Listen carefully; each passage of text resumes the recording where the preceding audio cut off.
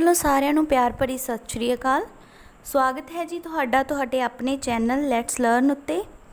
ਅੱਜ ਅਸੀਂ ਐਨਟੀਟੀ ਨਾਲ ਸੰਬੰਧਿਤ ਜਿਹੜਾ ਅਗਲਾ ਟੌਪਿਕ ਹੈ ਲੈ ਕੇ ਹਾਜ਼ਰ ਹਾਂ, ਜਿਸ ਦਾ ਨਾਮ ਹੈ ਚਿਲਡਰਨ ਵਿਦ ਸਪੈਸ਼ਲ ਨੀਡਸ, ਜਿਸ ਨੂੰ CWSN ਵੀ ਕਿਹਾ ਜਾਂਦਾ ਹੈ।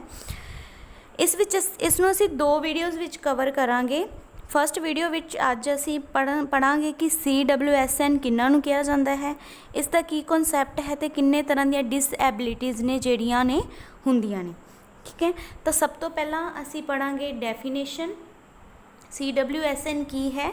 Any child requiring attention due to physical problems और सफरिंग फिजिकल और emotional distress could be considered as children with special need। ठीक है, CWSN बच्चे वो होंदे ने जिन्हां नूं किसी खास ध्यान की जरूरत होंदी है, और जो सफरिंग होंदे ने किसी भी सरीरक और इमोशनल समस्यावां तो जिहड़े सफरिंग होंदे ने उन्हां नूं बहुत खास ध्यान की जरूरत होंदी है।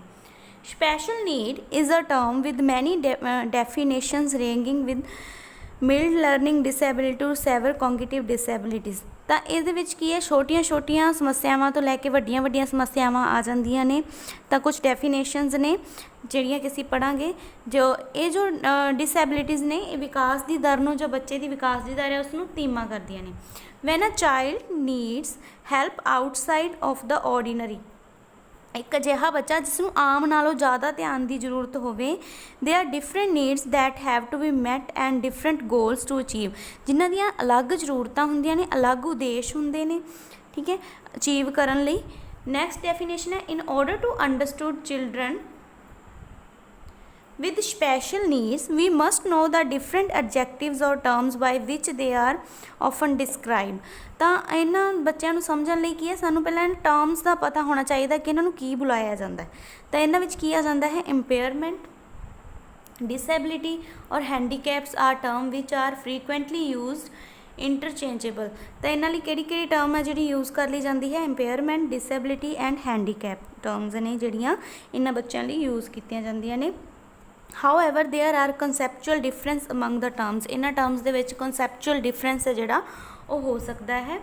इंपेयरमेंट की हुंदा है? Impairment is any structural loss. ठीक है, जिहड़ा ढांचे दे विच जिहड़ा लॉस हुंदा है, ठीक है, ढांचे दे विच जिहड़ी डिसेबिलिटी आंदी है सरीरक, उसनूं की कहा जाता है, इंपेयरमेंट कहा जाता है। Disability is functional incapability. Disability की हुंदा किसी चीज़ नूं ना कर सकन दी योग्यता। ठीक है, एंड हैंडीकैप्ड की है? Handicapped is a social disadvantage experience by a person. Handicapped they which किया जाता है, थोड़ा जिहा उन्होंने समाजिक डिसएडवांटेजेस का जिहड़ा है सामना करना पैंदा है। समाजिक उन्होंने थोड़ी शर्म आती है, एक अपने आप नूं समाज तो पछड़िया होया समझते हैं हैंडीकैप्ड जो लोग होंदे ने। नैक्सट असी पढ़ांगे क्लासीफिकेशनस ऑफ CWSN। हुण इन्हां दी क्लासीफिकेशन किवें कीती जा सकती है? तो first cognitive disability.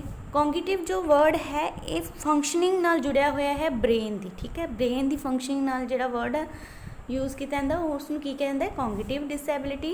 A term used when a person has central limitation certain limitations in mental functioning and in skill such as communicating, taking care of him or herself. Okay, तो इस दे विच की आ जाता है जो परसन की mental functioning है जी थोड़ी होंगी है, ठीक है, घट होंगी है, तो वो जिहियां स्किल्स की प्रॉब्लम आती, जिवें कम्यूनीकेट करन च प्रॉब्लम आती है, टेकिंग केयर किसी का ध्यान रखने में प्रॉब्लम आती, सोशल स्किल्स में प्रॉब्लम आती है। These limitation will cause a child to learn and develop more slowly than a typical children. तो इन्हां बच्चों का जिहड़ा डिवेलपमेंट है और जिहड़ी लर्निंग की पावर है वो घट होंदी है बाकी बच्चों नालों। Currently cognitive disability is use to replace the old term mental retardation. तो पहला इसनूं मैंटल रिटार्डेशन भी कहा जाता सी, मैंटली हैंडीकेप्ड भी कहा जाता सी पहला, तो हुण इन्हां नूं कॉग्निटिव डिसेबिलिटी कहा जाता है। A mentally challenge child IQ is also less than average. तो जो मैंटली चैलेंज्ड चाइल्ड होंगे तो उन्होंने IQ होंगे जोड़ा बहुत घट होंगे है। Some of them can be trained in class for normal children. इन्हों के कुछ जोड़े बच्चे ने जिन्होंने आप नॉर्मल चिल्ड्रन के नाल पढ़ा सकते हैं, ठीक है, उन्होंने ट्रेंड किया जा सकता है थोड़ा स्पैशल ट्रीटमेंट दे के। Can be made useful for themselves and the nation, तो वो अपने नेशन लिए बहुत यूजफुल हो सकते हैं। But others are so mentally deficient that they can not train for any work, पर कुछ अजिहे बच्चे ने जिहड़े कि बिल्कुल ट्रेन नहीं किए जा सकते। Thus some mentally deficient children are educable, कुछ जिहड़े ने उन्होंने एजुकेबल बनाया जा सकता है। While others with several deficiency are trainable, but कुछ बच्चे ने जिन्होंने सिर्फ ट्रेंड किया जा सकता है पर उन्होंने एजुकेबल है जिहड़ा नहीं बनाया जा सकता। Next classification of mental retardation, IQ की जिहड़ी क्लासीफिकेशन है किवें हो सकती है। मिल्ड मैंटली रिटार्ड जिहड़े ने ਉਹ ਨੇ 50 ਤੋਂ 75, ਇਹ ਉਹ ਬੱਚੇ ਨੇ ਜਿਨ੍ਹਾਂ ਨੂੰ ਆਪਾਂ ਟ੍ਰੇਨਡ ਕਰ ਸਕਦੇ ਹਾਂ ਬਾਕੀ ਬੱਚਿਆਂ ਦੇ ਨਾਲ ਥੋੜ੍ਹਾ ਡਿਫਰੈਂਟ ਸੈਪਰੇਟ ਟ੍ਰੀਟਮੈਂਟ ਦੇ ਕੇ। ਮੋਡਰੇਟ ਮੈਂਟਲੀ ਰਿਟਾਰਡ ਇਹਦੇ ਵਿੱਚ 35 ਤੋਂ 49 ਤੱਕ ਆ ਜਾਂਦੇ ਨੇ, ਇਹਨਾਂ ਨੂੰ ਵੀ ਥੋੜ੍ਹੀ ਬਹੁਤੀ ਟ੍ਰੇਨਿੰਗ ਦੇ ਕੇ ਅਸੀਂ ਰਲਾ ਸਕਦੇ ਹਾਂ ਬਾਕੀ ਬੱਚਿਆਂ ਨਾਲ। ਸੈਵਰਲ ਮੈਂਟਲੀ ਰਿਟਾਰਡ ਇਹਦੇ ਵਿੱਚ 20 ਤੋਂ 34 ਤੱਕ ਦੇ ਆ ਜਾਂਦੇ ਨੇ, ਇਹਨਾਂ ਨੂੰ ਸਿਰਫ ਟ੍ਰੇਨਡ ਕੀਤਾ ਜਾ ਸਕਦਾ ਹੈ, ਇਹ ਬਿਲਕੁਲ ਵੀ ਇਹਨਾਂ ਦਾ ਜਿਹੜਾ IQ ਹੈ ਬਹੁਤ ਘੱਟ ਹੁੰਦਾ ਹੈ। ਰਿਫਾਊਂਡ ਮੈਂਟਲੀ ਰਿਟਾਰਡ ਬਿਲੋ 20, ਇਹਨਾਂ ਨੂੰ ਬਿਲਕੁਲ ਵੀ ਟ੍ਰੇਨਡ ਨਹੀਂ ਕੀਤਾ ਜਾ ਸਕਦਾ, ਬਿਲਕੁਲ ਜੋ ਨੇ ਡਿਸੇਬਲ ਨੇ। ਨੈਕਸਟ ਹੈ ਇਨਫਲੂਐਂਸ ਆਫ ਕੋਗਨੀਟਿਵ ਇੰਪੇਅਰਮੈਂਟ। ਹੁਣ ਇਸ ਇੰਪੇਅਰਮੈਂਟ ਦੇ ਕੀ ਇਨਫਲੂਐਂਸ ਨੇ, ਕੀ ਪ੍ਰਭਾਵ ਪੈਂਦੇ ਨੇ।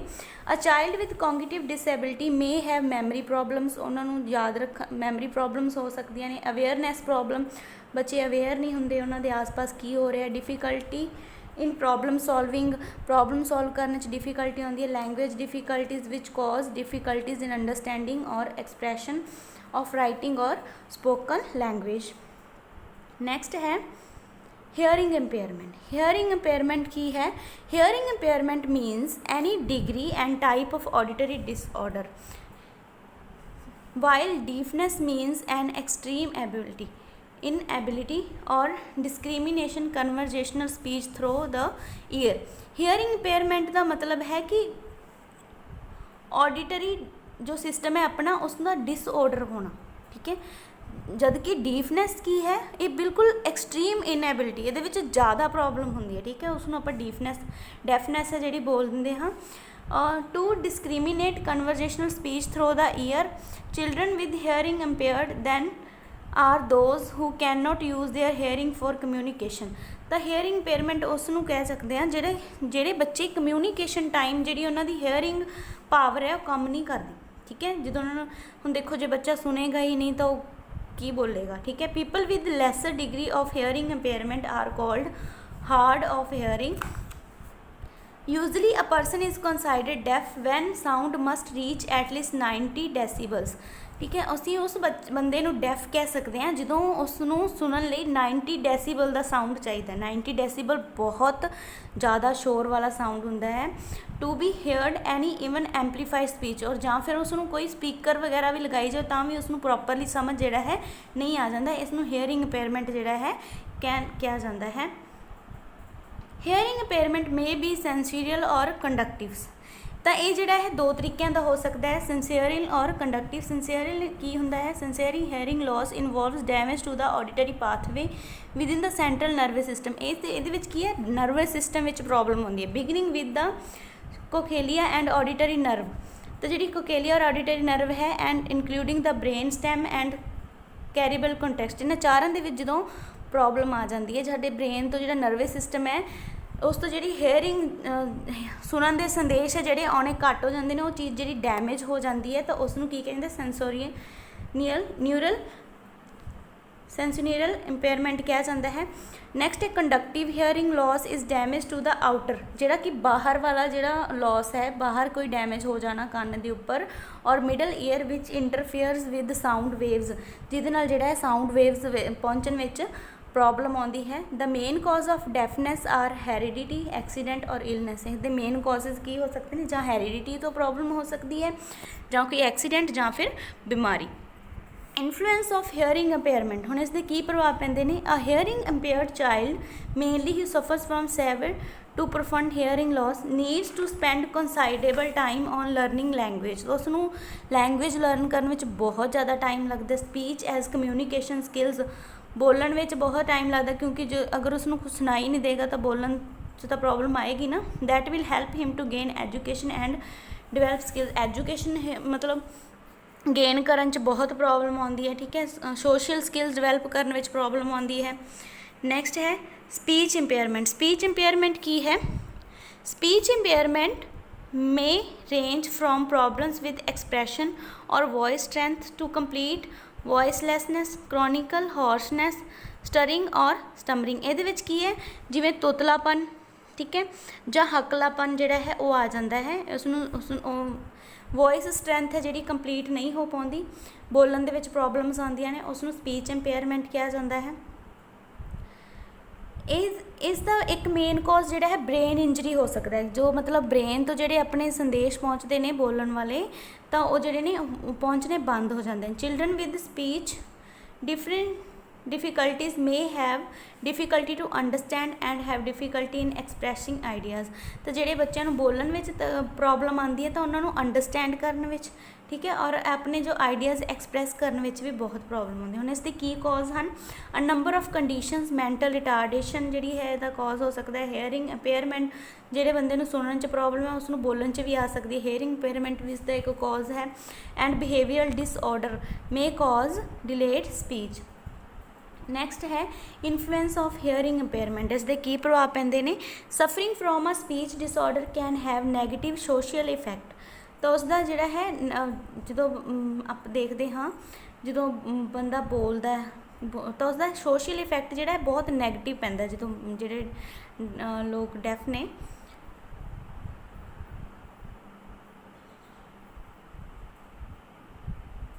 ਸੋਸ਼ਲ ਜਿਹੜਾ ਉਸਦਾ ਇਫੈਕਟ ਹੈ ਬਹੁਤ ਬੁਰਾ ਪੈਂਦਾ ਹੈ। ਸਪੈਸ਼ਲੀ ਅਮੰਗ ਯੰਗ ਚਿਲਡਰਨ, ਜੋ ਜਵਾਨ ਬੱਚੇ ਨੇ ਉਹ ਆਪਣੇ ਆਪ ਨੂੰ ਬਹੁਤ ਸ਼ਰਮਿੰਦਾ ਮਹਿਸੂਸ ਕਰਦੇ ਨੇ ਸਮਾਜ ਦੇ ਵਿੱਚ। Those with a speech disorder can be target.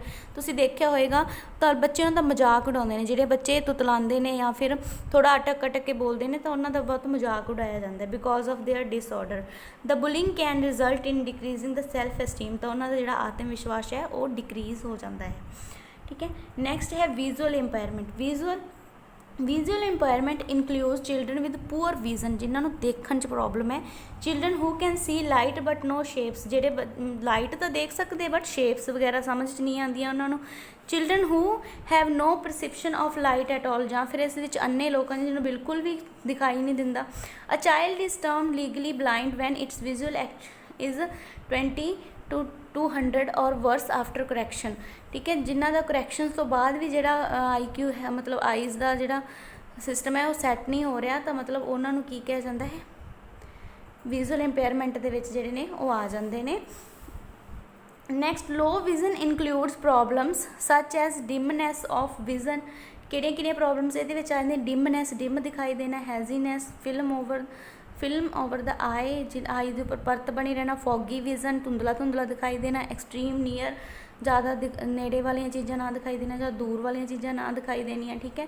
Distortion of vision, spots before the eyes, spots ਵਗੈਰਾ ਦਿਖਾਈ ਦੇਣੇ। Colour distortion, visual field defects, tunnel vision, no peripheral vision, abnormal sensitivity or light or glare and night blindness, ਰਾਤ ਨੂੰ ਘੱਟ ਦਿਖਾਈ ਦੇਣਾ। ਇਹ ਸਾਰੀਆਂ ਨੇ। ਹੁਣ ਇਹਦੇ ਕੀ ਕੌਜ਼ ਹੋ ਸਕਦੇ ਨੇ? Vitamin A deficiency, vitamin A ਦੀ ਕਮੀ ਨਾਲ। ਕੌਂਕਟੀਅਲ ਕਰੈਕਟਰਸ ਕੌਜ਼ਡ ਬਾਈ ਸਮ ਅਬਨੋਰਮੈਲਿਟੀਜ਼ ਡਿਊਰਿੰਗ ਪ੍ਰੈਗਨੈਂਸੀ, ਦੇ ਵਿੱਚ ਜਿਹੜੀਆਂ ਕੁਝ ਪ੍ਰੋਬਲਮਸ ਆ ਜਾਂਦੀਆਂ ਨੇ ਉਹਨਾਂ ਕਰਕੇ ਵੀ, ਠੀਕ ਹੈ। ਨੈਕਸਟ ਹੈ ਕੈਰਾਟੈਕ। ਇਹ ਕੈਟਾਰੈਕਟਸ ਕੀ ਨੇ? ਯੂਜ਼ਲੀ ਅਕਰਿੰਗ ਇਨ ਮਿਡਲ ਓਲਡ ਏਜ, ਜਿਹਨੂੰ ਮੋਤੀਆ ਕਹਿ ਦਿੰਦੇ ਹਾਂ ਅਸੀਂ, ਠੀਕ ਹੈ, ਮਿਡਲ ਏਜ ਦੇ ਵਿੱਚ ਆਉਂਦਾ ਹੈ। ਨੈਕਸਟ ਹੈ ਗਲੋਕੋਮਾ ਕੀ ਹੈ? High pressure in the eye resulting in damage of retina, ਜਦੋਂ ਰੈਟੀਨਾ ਦਾ ਜਿਹੜਾ ਡੈਮੇਜ ਹੈ ਹੋ ਜਾਂਦਾ ਸ਼ੂਗਰ ਦੀ ਵਜ੍ਹਾ ਕਰਕੇ। Influence of visual impairment, difficulty with visual displays and other visual output, problems in utilizing control where labeling or actual operations is dependent on vision, okay. ਜਿਵੇਂ ਹੁਣ ਮਤਲਬ ਇਹਨਾਂ ਨੂੰ ਕੀ ਪ੍ਰੋਬਲਮਸ ਆ ਜਾਂਦੀਆਂ ਨੇ? ਜਿਵੇਂ ਇਹ ਆਪਣਾ ਕੰਮ ਨਹੀਂ ਕਰ ਸਕਦੇ, ਕੋਈ ਜਿਵੇਂ ਹੁਣ ਕੰਪਿਊਟਰ ਮਾਊਸ ਵਗੈਰਾ ਯੂਜ਼ ਨਹੀਂ ਕਰ ਸਕਦੇ, ਠੀਕ ਹੈ। ਰਿਟਨ ਆਪਰੇਟਿੰਗ ਇੰਸਟਰਕਸ਼ਨਸ ਜਿਹੜੀਆਂ ਨੇ ਉਹ ਨਹੀਂ ਪੜ੍ਹ ਸਕਦੇ। ਡਾਕੂਮੈਂਟੇਸ਼ਨ ਵਾਲਾ ਕੋਈ ਵੀ ਕੰਮ ਹੈ ਉਹਨਾਂ ਲਈ ਅਨਯੂਜ਼ੇਬਲ ਹੈ, ਠੀਕ ਹੈ। ਡਿਫੀਕਲਟੀਜ਼ ਇਨ ਮੈਨੀਪੂਲੇਸ਼ਨ ਦੇ ਵਿੱਚ ਬੜੀ ਡਿਫੀਕਲਟੀ ਆਉਂਦੀ ਹੈ ਇਹਨਾਂ ਨੂੰ। Those with colour blindness may have difficulty differentiating between certain colour pair, ਜਿਨ੍ਹਾਂ ਨੂੰ ਕਲਰ ਬਲਾਈਂਡਨੈਸ ਹੈ ਉਹਨਾਂ ਨੂੰ ਕਲਰਸ ਦੇ ਵਿੱਚ ਮਤਲਬ ਡਿਫਰੈਂਟ ਸ਼ੇਡ ਕਰਨਾ ਉਹਨਾਂ 'ਚ ਉਹਦੇ 'ਚ ਪ੍ਰੋਬਲਮ ਆਉਂਦੀ ਹੈ। ਨੈਕਸਟ ਹੈ ਲੋਕੋਮੋਟਰ ਇੰਪੇਅਰਮੈਂਟ। ਲੋਕੋਮੋਟਰ ਇੰਪੇਅਰਮੈਂਟ ਕੀ ਹੈ? Locomotor disability means problem in moving one place to another, ਜਦੋਂ ਇੱਕ ਪਲੇਸ ਤੋਂ ਦੂਜੇ ਪਲੇਸ ਤੱਕ ਜਾਣ 'ਚ ਜਿਹੜੀ ਪ੍ਰੋਬਲਮ ਆਉਂਦੀ ਹੈ ਉਸ ਨੂੰ ਲੋਕੋਮੋਟਰ ਇੰਪੇਅਰਮੈਂਟ ਕਿਹਾ ਜਾਂਦਾ ਹੈ। that is disability in legs, but in general it is taken as disability related to bones, joints। ਇਹ ਕਿਸੇ ਵੀ ਤਰ੍ਹਾਂ ਦੀ ਹੋ ਸਕਦੀ ਹੈ, bones, joints and legs, ਠੀਕ ਹੈ। ਮਸਲਸ 'ਚ ਵੀ ਹੋ ਸਕਦੀ ਹੈ। It cause problems in a person movements, ਬੰਦੇ ਨੂੰ ਮੂਵਮੈਂਟ, ਪਰਸਨ ਨੂੰ ਮੂਵਮੈਂਟ ਕਰਨ 'ਚ ਜਿਹੜੀ ਹੈ ਪ੍ਰੋਬਲਮ ਆਉਂਦੀ ਹੈ। ਲੋਕੋਮੋਟਰ impaired children are one of the categories of special need children and essential member of society। ਇਹ society ਦੇ essential member ਹੁੰਦੇ ਨੇ ਜੇ, ਇਹ ਵੀ ਬਹੁਤ ਵਧੀਆ ਰੋਲ ਜਿਹੜਾ ਨੇ ਅਦਾ ਕਰ ਸਕਦੇ ਨੇ society ਨੂੰ ਅੱਗੇ ਵਧਾਉਣ 'ਚ। there is not much difference between these children and normal ones in their psychological makeup। ਹੁਣ ਇਸ ਦਾ ਮਤਲਬ ਇਹ ਨਹੀਂ ਹੈ ਕਿ ਉਹ ਲੋਕੋਮੋਟਰੀ ਇੰਪੇਅਰਮੈਂਟ ਦਾ ਸ਼ਿਕਾਰ ਨੇ ਤਾਂ ਉਹਨਾਂ ਦਾ IQ ਲੈਵਲ ਘੱਟ ਹੋਏਗਾ, नहीं, उन्होंने IQ लैवल सेम बाकी चिल्ड्रन की तरह जो उन्होंने तो ज़्यादा भी हो सकता है, ठीक है, क्योंकि उन्होंने मूवमेंट च प्रॉब्लम है, ब्रेन वगैरह तो सारा सही है। A locomotor impaired condition is the state of the body which hinder the child from making normal progress in school activities as average children do. मतलब इन्हें सिर्फ बॉडी च प्रॉब्लम है, बाकी सारी एक्टिविटीज़ ने जो बच्चे बाकी बच्चों की तरह ने जोड़े कर सकते हैं। They required special attention and equipment to control. इन्होंने स्पैशल ध्यान की जरूरत होंगी और कुछ अजिहे इक्विपमेंट्स की जरूरत होंगी है जिन्होंने नाल किहड़ा है ये आपकी प्रॉब्लम जी जिवें तुरन फिरन वगैरह, जिवें जो सोटी ते तुरदे ने कई, जिवें जो कुर्सी हुंदी है उन्होंने, ठीक है, पैरों वाली तो उहदे ते चलते हैं, ठीक है। तो इस तरह के कुछ डिफरेंट इक्विपमेंट्स की जरूरत पैंदी है। कॉजेस इसके की कॉजेस हो सकते हैं। Arthritis defined as a pain of in joints, ठीक है, जॉइंट पेन की वजह करके जिन्होंने गठिया जोड़ किया जाता है। Usually reducing range of motion and causing weakness करके भी जी प्रॉब्लम है ये हो सकती है। नैक्सट है ह्यूमिडेशन ऑर्थरिटिस इज़ क्रॉनिकल सैंड्रोम। ये की है जी पुरानी बीमारी जी है जिवें यूरिक एसिड का जोड़ों में जमना, ठीक है। Osteoarthritis is a degeneration joint disease. ये की जो हड्डियां दे विच कैल्शियम की घाट च हड्डियां खुरनियां या भुरनियां शुरू हो जांदियां। नैक्सट है सैबरल पैलिसी। ये की है cerebral palsy is defined as damage to the motor areas of the brain, same nervous system, क्योंकि कुछ अजिहे अपने नर्वी सिस्टम के विच अजिहे फंक्शनस भी होंगे ने जिहड़े अपने जिहड़ा है इन्हां नूं कंट्रोल, जो मूवमेंट वाले जिहड़े पार्ट्स ने अपने बॉडी के उन्हां नूं कंट्रोल करने विच हेल्प करते हैं। उहदे विच जदों कोई इंजरी आ जाती है तो उसनूं सैबरल पैलिसी कहा जाता है। नैक्सट स्पाइनल कोड इंजरी, जो रीढ़ की हड्डी है वो जो कोई मतलब इंजरी आ जाती है, result in paralysis or paresis. They extend to paresis and the parts of the body affected are determined by how high or low on the spine the damage occurs and the type of damage to the cord. तो ये जो रीढ़ की हड्डी के damage पर निर्भर करता है कि उसनूं कितनी इंजरी हुई है, उहदे नाल जिहड़ा उहदा डिसेबिलिटी है कितनी हुई है। नैक्सट है हेड इंजरी।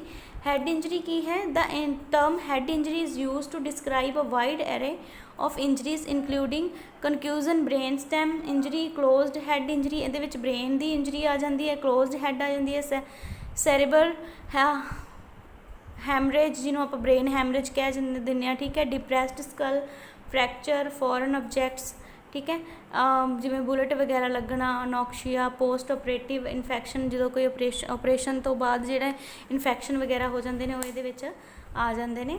नैक्सट है लॉस ऑफ लिम्स और डिजिट्स। दिस में बी डू टू ट्रियोमा और सर्जरी, ठीक है। ये जोड़ा है कोई लिम्स का लॉस हो जाना।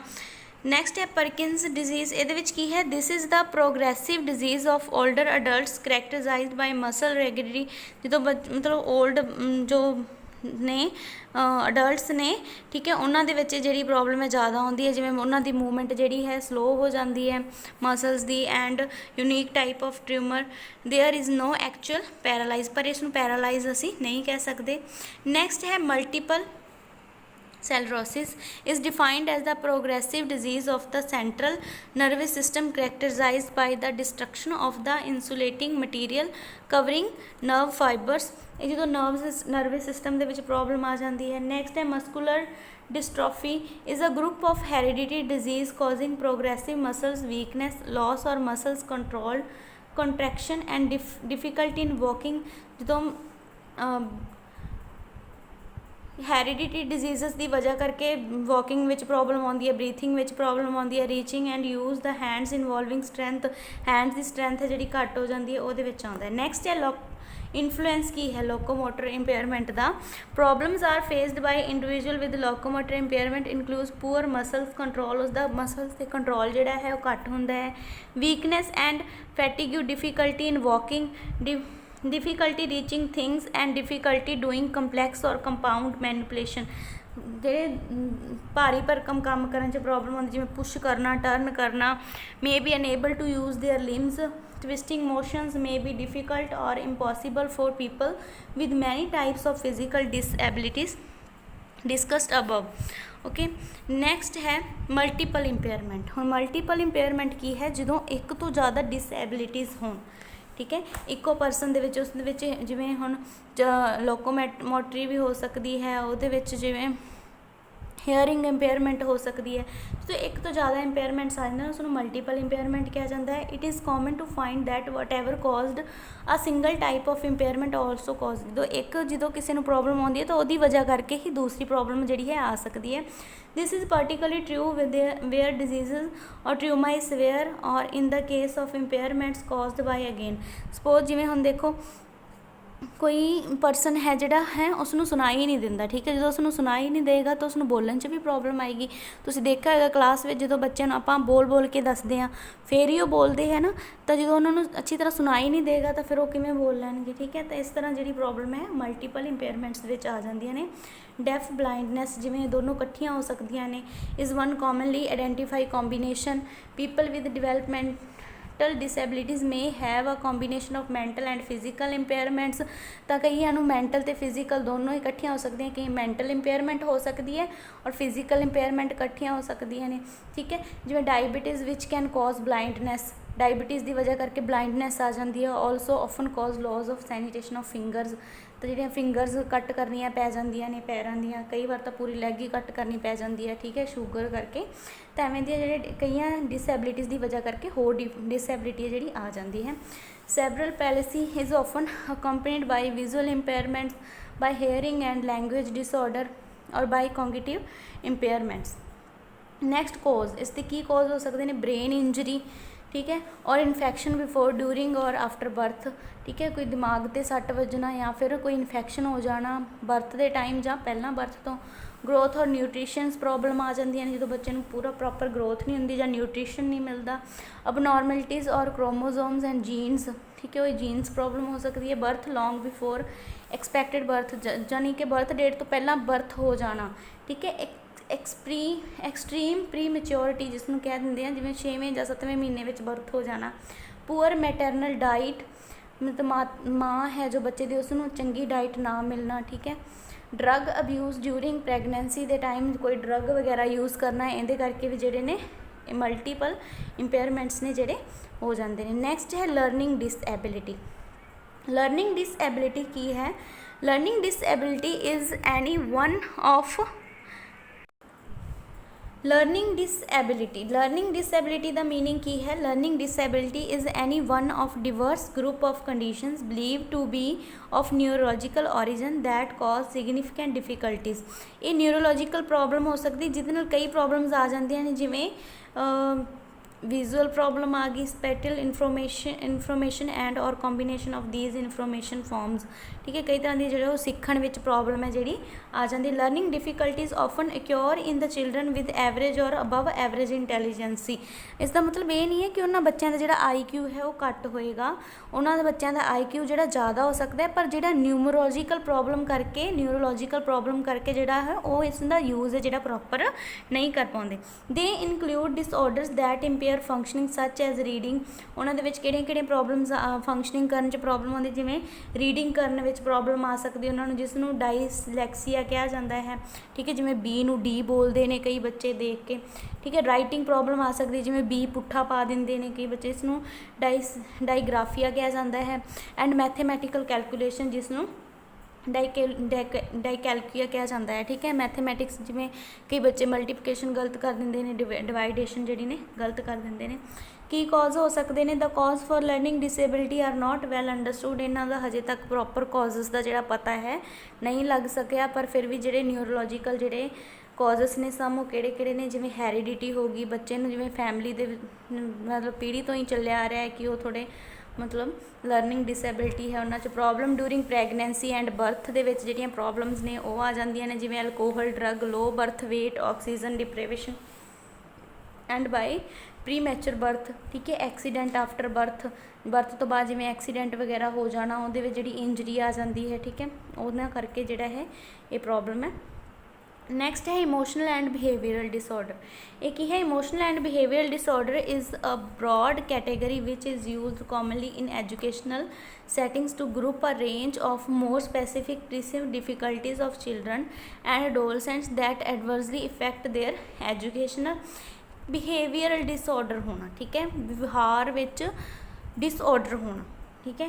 ਇਹ ਪ੍ਰੋਬਲਮ ਕਿਉਂ ਆਉਂਦੀ ਹੈ? ਡਿਫੀਕਲਟੀ ਟੂ ਇਹਦੇ ਵਿੱਚ ਕੀ ਕਿਹਾ ਜਾਂਦਾ ਹੈ? Difficulty to learn that can not be explained by intellectual, sensory or health factors. Difficulty to build or maintain satisfactory impersonal relationship with peers and teachers. ਇਹਦੇ ਵਿੱਚ ਬੱਚਾ ਜਿਹੜਾ ਹੈ ਉਹਦੇ ਟੀਚਰਸ ਨਾਲ ਔਰ ਆਪਣੇ ਸਾਥੀਆਂ ਨਾਲ ਜਿਹੜੇ ਰਿਲੇਸ਼ਨਸ਼ਿਪ ਹੈ ਵਧੀਆ ਨਹੀਂ ਰਹਿੰਦੇ, ਠੀਕ ਹੈ, ਅਲੱਗ-ਅਲੱਗ ਰਹਿਣਾ ਪਸੰਦ ਕਰਦਾ ਹੈ। Inappropriate type of behaviour or feeling under normal circumstance. ਆਮ ਹਾਲਾਤਾਂ ਵਿੱਚ ਵੀ ਥੋੜ੍ਹਾ ਜ਼ਿਆਦਾ ਤੇਜ਼ੀ ਤੋਂ ਵਿਵਹਾਰ ਕਰਨਾ। A general pervasive mood of unhappiness or depression ਦੇ ਵਿੱਚ ਰਹਿਣਾ, ਜਾਂ ਸੈਡ ਰਹਿਣਾ ਹਮੇਸ਼ਾ। A tendency to develop physical symptoms or fears associated with personal or school problems ਜਿਹੜੀਆਂ ਨੇ ਇਹਦੇ ਵਿੱਚ। ਹੁਣ ਕੀ ਕਾਜ਼ ਹੋ ਸਕਦੇ ਨੇ? Biology can be a factor. Emotional and behaviour disorder may be inherited through one's genes. ਇਹ ਵੀ ਹੈਰੀਟੈਂਟ ਪ੍ਰੋਬਲਮ ਹੋ ਸਕਦੀ ਹੈ, ਜੀਨਸ ਦੇ ਵਿੱਚੋਂ ਹੀ ਹੋ ਸਕਦੀ ਹੈ। ਕੈਮੀਕਲ ਇੰਬੈਲੈਂਸਮੈਂਟ ਇਨ ਦਾ ਬ੍ਰੇਨ ਦੇ ਵਿੱਚ ਜਿਹੜਾ ਕੈਮੀਕਲ ਇੰਬੈਲੈਂਸਮੈਂਟ ਹੋਣਾ, ਠੀਕ ਹੈ, ਬ੍ਰੇਨ ਇੰਜਰੀ ਦੁਆਰਾ। ਦ ਪਰਸਨ ਸਰਾਊਂਡਿੰਗ ਕੈਂਸ। ਇਹਦਾ ਮੇਨ ਕੋਜ਼ ਕੀ ਹੈ? ਉਸਦਾ ਇਨਵਾਇਰਮੈਂਟ ਕੀ ਹੈ ਬੱਚੇ ਦਾ। ਜਦੋਂ ਆਸ-ਪਾਸ ਜਿਹੜਾ ਸਰਾਊਂਡਿੰਗਸ ਸਹੀ ਨਾ ਹੋਣ ਤਾਂ ਉਹਦੇ ਵਿੱਚ ਜਿਹੜਾ ਹੈ ਇਹ ਪ੍ਰੋਬਲਮ ਆ ਜਾਂਦੀ ਹੈ। If the youth has been exposed to abuse, ਗਾਲਾਂ ਵਾਲਾ ਮਾਹੌਲ ਹੋਣਾ, ਐਕਸਟ੍ਰੀਮ ਸਟ੍ਰੈਸ ਹੋਣਾ ਜ਼ਿਆਦਾ, ਠੀਕ ਹੈ, ਡੈਥ ਔਰ ਲੋਸ ਹੋ ਜਾਣਾ ਕਿਸੇ ਫੈਮਿਲੀ ਮੈਂਬਰ ਤੋਂ, ਠੀਕ ਹੈ, ਵਾਇਲੈਂਸ ਹੋਣਾ ਬੱਚੇ 'ਤੇ, ਠੀਕ ਹੈ, she is more like to develop these disorders. Next ਹੈ ADHD, attention deficient hyperactivity disorder. ਇਹ ਜਿਵੇਂ ਹੁਣ ਪਿਕਚਰ ਤੋਂ ਪਤਾ ਚੱਲ ਰਿਹਾ ਕਿ ਇਹ ਬੱਚਾ ਬਹੁਤ ਐਗਰੈਸਿਵ ਹੈ, ਠੀਕ ਹੈ, ਇਸ ਨੂੰ ਪ੍ਰੋਪਰ ਧਿਆਨ ਦੀ ਜ਼ਰੂਰਤ ਹੈ, ਇਸ 'ਤੇ ਧਿਆਨ ਜਿਹੜਾ ਹੈ ਨਹੀਂ ਦਿੱਤਾ ਜਾ ਰਿਹਾ, ਠੀਕ ਹੈ। ਤਾਂ ADHD ਕੀ ਹੈ? Is one of the most common neurodevelopmental disorder of childhood. It is usually first diagnosed in the childhood and often lasts into the adulthood, ਠੀਕ ਹੈ। ਤੇ ਬਚਪਨ ਦੇ ਵਿੱਚ ਜਿਹੜਾ ਹੈ ਪੈਦਾ ਹੁੰਦਾ ਤੇ ਅਡਲਟਨੈਸ ਹੁੰਦੇ ਜਿਹੜਾ ਇਹ ਆਪਣੇ ਆਪ ਜਿਹੜਾ ਖਤਮ ਹੋ ਜਾਂਦਾ ਹੈ। ADHD ਦੀ ਪ੍ਰੋਬਲਮ।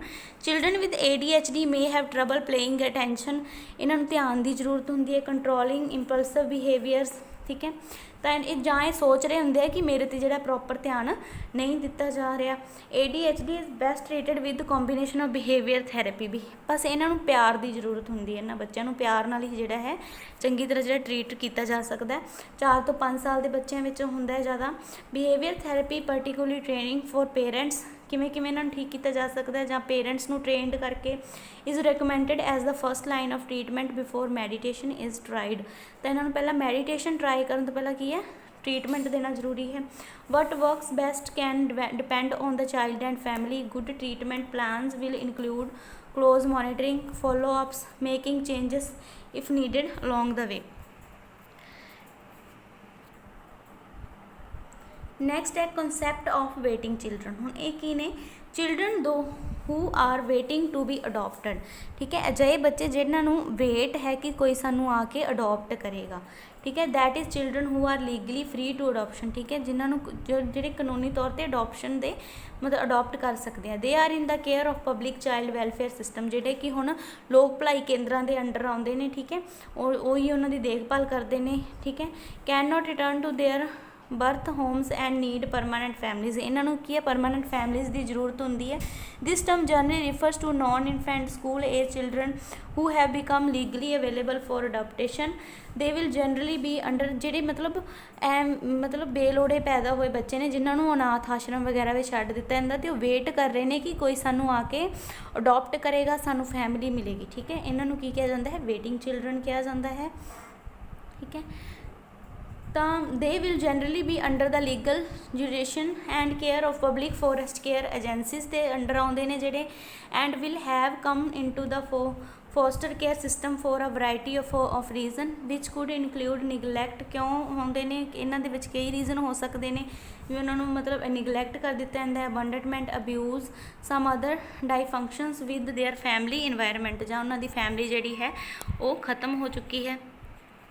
ਓਕੇ, ਤਾਂ ਤੁਹਾਨੂੰ ਮੇਰੀ ਵੀਡੀਓ ਕਿਵੇਂ ਲੱਗੀ ਕਮੈਂਟ ਕਰਕੇ ਜ਼ਰੂਰ ਦੱਸਿਆ ਜੇ। ਠੀਕ ਹੈ, ਔਰ ਜੇਕਰ ਤੁਹਾਨੂੰ ਵੀਡੀਓਜ਼ ਵਧੀਆ ਲੱਗ ਰਹੀਆਂ ਤਾਂ ਲਾਈਕ ਔਰ ਸ਼ੇਅਰ ਜ਼ਰੂਰ ਕਰਿਆ ਜੇ। ਚੈਨਲ ਨੂੰ ਸਬਸਕ੍ਰਾਈਬ ਕਰਨਾ ਨਾ ਭੁੱਲਿਓ। Thank you so much.